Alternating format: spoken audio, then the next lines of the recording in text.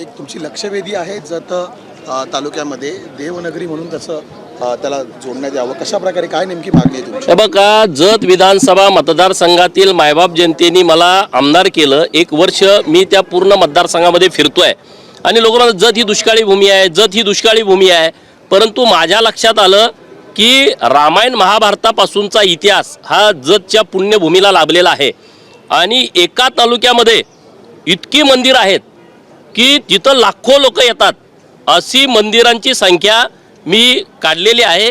उदाहरणार्थ जतची यल्लामा देवी आहे, जतचं अंबामातेचं मंदिर आहे, बिळूरचं काळभैरवाचं मंदिर आहे, उमराणीचं दानम्मा देवीचं जन्मभूमी आहे, खलाटीची लक्ष्मी माता मंदिर आहे जिथं लाखो लोक येतात, दोरलीचा ब्रह्मनाथ आहे, नंतर कुंभारीचा सिद्धनाथ आहे, इकडं कोसारीला दुर्गा मातेचं मंदिर आहे की जिथं वर्षभर लाखो लोक येतात, बेवनूरचा मसोबाचं मंदिर आहे, बनाळीचं बनशंकरी मातेचं मंदिर आहे, ती लाखो भक्तांची कुलदेवी आहे।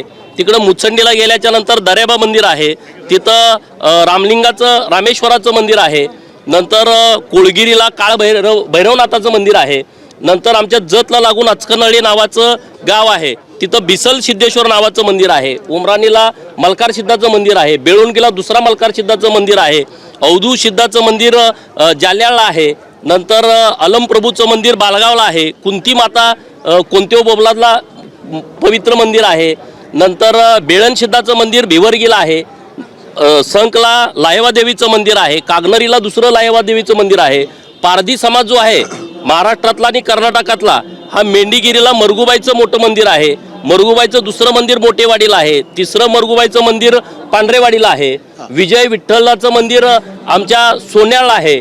इतकी मोठी मंदिराची संख्या आहे। सोरडीला आमच्या मातंग समाजाची शेटिया देवी म्हणून आहे, वळसंगला संगतीर्थ आहे, केंचयराया देव आहे, करीब्रह्म आहे, मडीसिद्ध हा शेड्याला आहे।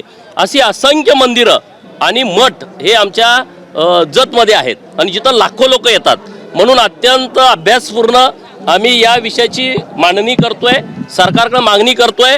जत ही दुष्काळी भूमी नाही, जत ही देवभूमी आहे। सरकारनं देवभूमी जत ही घोषणा करावी आणि ह्या सर्व मंदिरांचा एकत्रित आराखडा तयार करावा।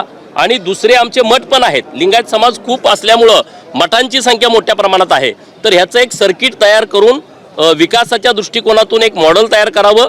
देशातल्या महाराष्ट्रातल्या लोकांना दर्शनासाठी इकडं येण्याच्यासाठीच्या सुविधा निर्माण कराव्यात, अशी मागणी मी आपल्या माध्यमातून सरकारकडे केली आहे। मी लक्षवेधी पण मांडली आहे, शुक्रवारी किंवा शनिवारी लक्षवेधी चर्चेला येईल।